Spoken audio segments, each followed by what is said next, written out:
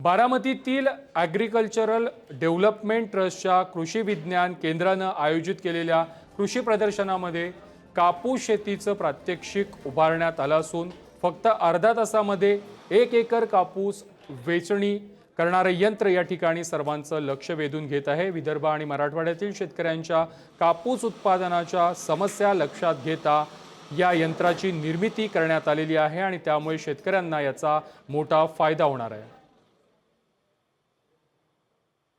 लागवडीला आणि काढणीपर्यंत खर्च किती येतो शेतकऱ्याला? आता एकरी जे नॉर्मली जे शेतकऱ्यांना खर्च येतो तसं तुमचं लागवड, त्याच्यात निंदन, फर्टिलायझर, फवारणी आणि वेचणी हे जर सगळं धरलं तर त्यांना नॉर्मली 25 ते 30 हजारपर्यंत एकरी खर्च येत असतो। आपल्या या पद्धतीने केलं तर तो 25 हजारपर्यंत आपल्याला तो खर्च येईल। कारण याच्यामध्ये निंदन जे आहे ते फक्त एकदा करण्याची गरज आहे। लागवडीनंतर तुम्ही 30व्या दिवशी जर पहिली निंदन केली 2 झाडामधली, नंतर जे गवत उगणार आहे ते तुमच्या 2 रो मध्ये उगणार आहे। त्याच्यात तुम्ही इंटरकल्टिव्हेशन ट्रॅक्टरद्वारे सुद्धा करू शकता। इंटरकल्टिव्हेशन केलं तर तुम्हाला परत निंदन करायची गरज नाही, तिथं तुमच्या 2 निंदन तिथं वाचतात। फर्टिलायझरमध्ये बी आपण ज्यावेळेस सोईंग करतो त्यावेळेस तुमची डीएपीची एक बॅग जरी दिली तर त्याच्यानंतर आपल्याला परत युरिया वगैरे देण्याची गरज नसते।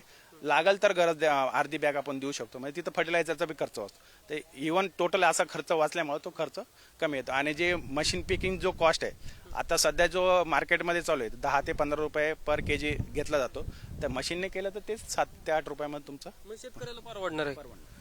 तर याच विषयी अजून बोलण्यासाठी आपल्यासोबत कृषी तज्ञ संतोष करंजे सर आहे। सर, आता यंत्रणा आलं पण जर त्या रोपांची जात देखील बदलावी लागणार, त्या संदर्भात काय अजून सांगा? निश्चित, कारण ही जी यंत्रणा आहे यासाठी स्पेशल आपल्याला लागवड तंत्रज्ञान पण आहे।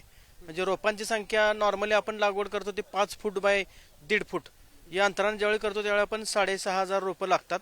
आणि या पद्धतीत ज्यावेळी लागवड करतो त्यावेळी 2 ओळीतलं अंतर 3 फूट आणि 2 रोपातलं अंतर अर्धा फूट या अंतराने आपल्याला एकरी 29 ते 30 हजार रोपं लागतात।